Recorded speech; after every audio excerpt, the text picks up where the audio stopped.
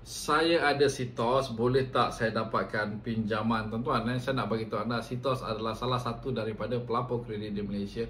Sekiranya anda ada senarai hitam di Sitos, adakah anda masih layak untuk membuat permohonan pinjaman? Jawapannya ya, anda masih layak untuk membuat permohonan pinjaman.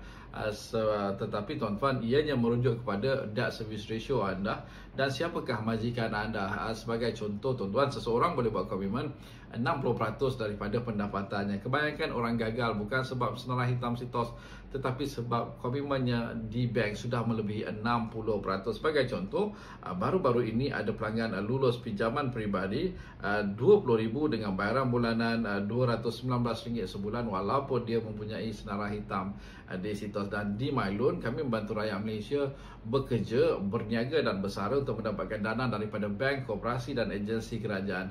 Mungkin bank A tidak dapat memproses pinjaman anda, tetapi kita ada banyak bank di Malaysia dengan requirement mereka yang berbeza. Bukan saja bank, koperasi dan agensi kerajaan juga ada yang boleh memberi anda pinjaman. Apapun, dapatkan laporan pelapor kredit anda dengan MyLoan hanya RM50 saja konsultasi MyLoan beserta laporan pelapor kredit yang anda perlukan, dan kami terus akan mendapatkan anda khidmat nasihat kewangan, dana daripada bank, koperasi dan agensi kerajaan beserta dengan khidmat untuk membuat penstrukturan semula komitmen anda.